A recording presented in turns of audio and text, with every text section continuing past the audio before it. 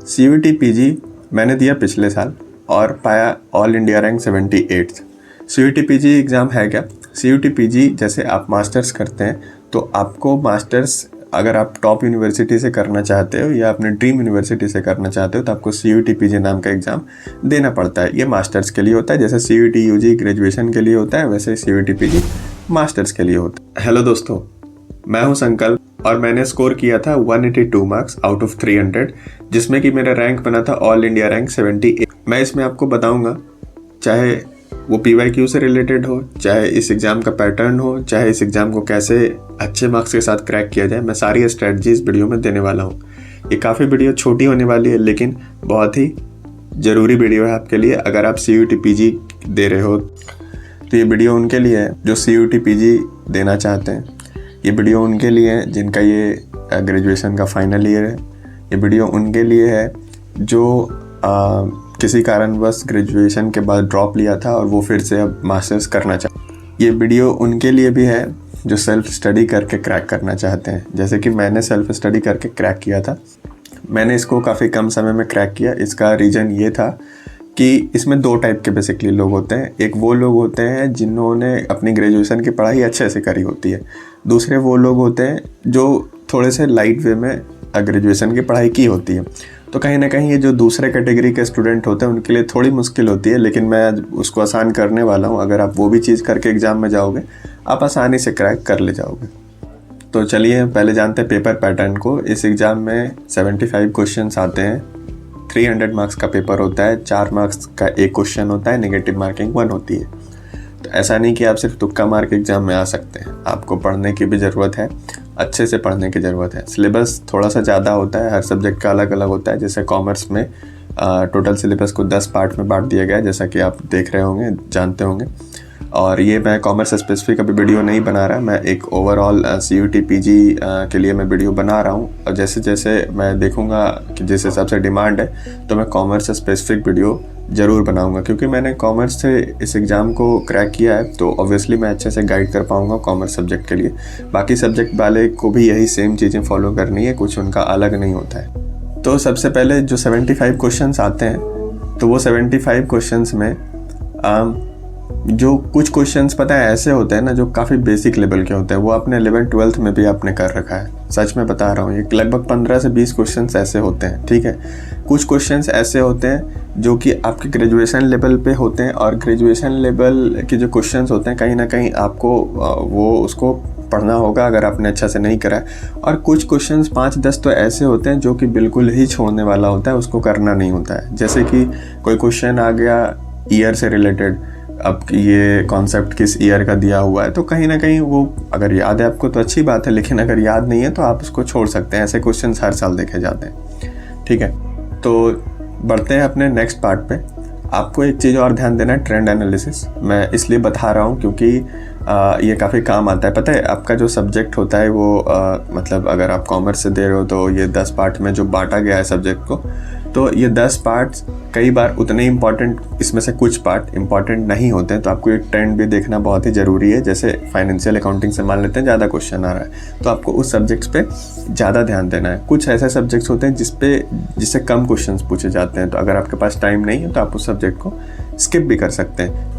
इस एग्ज़ाम में एक चीज़ और होता है कि ऐसे ऑप्शंस, पता है 4 ऑप्शंस में से आप 2 ऑप्शन तो आप हमेशा काट पाओगे, लेकिन पता है 2 ऑप्शन में आप 50-50 पे अटकोगे, ठीक है। तो जब भी आप 50-50 पे करें तो आप बड़े स्मार्टली से इसमें गेस वर्क करें, क्योंकि नेगेटिव मार्किंग हो जाएगी। और कहीं ना कहीं मैं ये समझता हूँ ये बात, क्योंकि मैंने 182 स्कोर किया है तो मेरे मार्क्स थोड़े और ज़्यादा आ सकते थे, लेकिन कहीं ना कहीं कुछ मेरा गेस वर्क गलत हुआ जिसके कारण ये 182 पे अटका, नहीं तो ये 200 के ऊपर आराम से होता।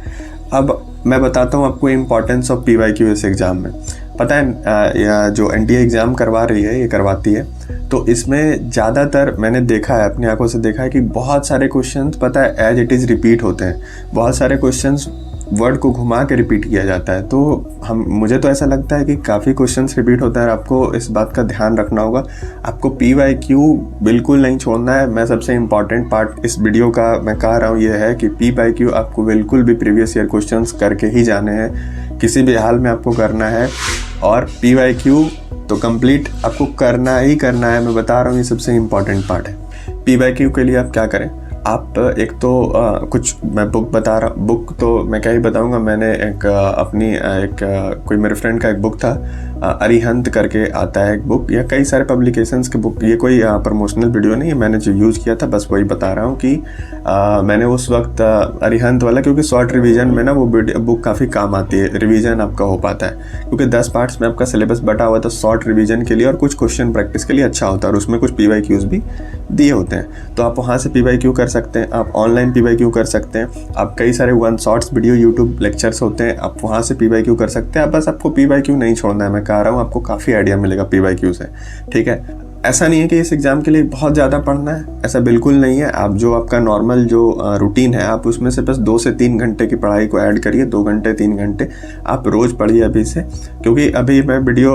बना रहा हूँ 21 जनवरी है ये, और लगभग मार्च के आसपास एग्ज़ाम होने वाला है, तो काफ़ी समय है आपके पास, और ये सबसे अच्छा समय भी है अगर कोई स्टार्ट कर रहा है प्रिपरेशन, तो वो सही दिशा में करे, उसके लिए इनफ। तो मैंने बता दिया कि स्टडी प्लान आपका क्या होना चाहिए। आपको वीकली रिवीजन भी कुछ टॉपिक्स करने पड़ेंगे, जैसे कॉमर्स में कई बार कुछ इनकम टैक्स के कुछ कॉन्सेप्ट्स हो गए, या फिर कुछ ऐसे फार्मूलाज हो गए, या कुछ डेट्स हो गया, कुछ कॉन्सेप्ट्स जैसे मार्केटिंग का 4P 7P किसने दिया है ना, एक एग्जांपल है ये। तो ये सब चीज़ें आपको रिवीजन करना पड़ेगा। आप क्या करें, इसका ज़रूर एक नोट्स बना लें, जहाँ से भी आपको इन सब चीज़ पता चले कि PYQ में कुछ ऐसा कॉन्सेप्ट आया है और ये पूछा है कि किसने दिया, जैसे 4Ps हो गया, 7Ps हो गया, कई सारे ऐसे कॉन्सेप्ट हैं जो रिपीट होते हैं, ठीक है, वो पूछा जाता है वो क्वेश्चंस, तो आप उसको नोट ज़रूर कर लें और उसको समय टाइम टू टाइम उसको आप रिवीजन ज़रूर करें। तो ये काफ़ी हेल्पफुल होने वाला है, ये मैं अपने एक्सपीरियंस से बता रहा हूँ। आराम से आपके 4 मार्क्स आपके हाथ में होंगे।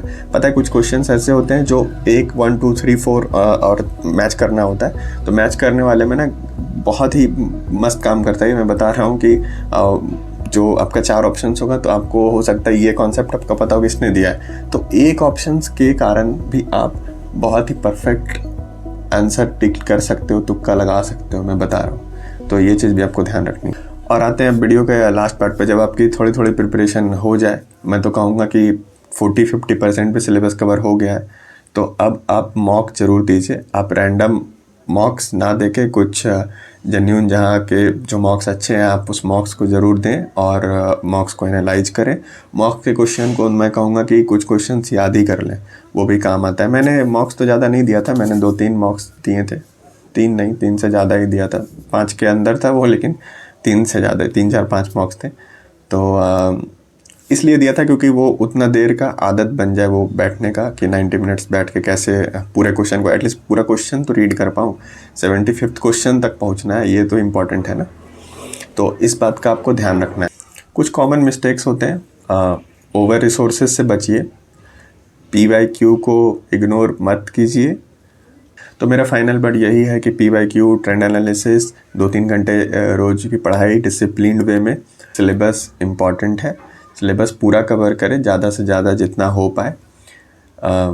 जिसने ग्रेजुएशन करी हो उसको उतनी दिक्कत नहीं आने वाली है, कुछ लोगों को दिक्कत आएंगी, लेकिन वो चीज़ें मैं जो बता रहा हूँ अगर फॉलो करेंगे तो आपका अच्छा मार्क्स आएगा और आप अपने ड्रीम यूनिवर्सिटी में एडमिशन ले पाएँ। मैं आपसे मिलूँगा अगले वीडियो में, तब तक के लिए चैनल को सब्सक्राइब करिए, 10 संकल्प सूत्र को, साथ साथ कमेंट में किसी भी तरह का दिक्कत हो ज़रूर पूछिए। Always there to help you. Thank you guys.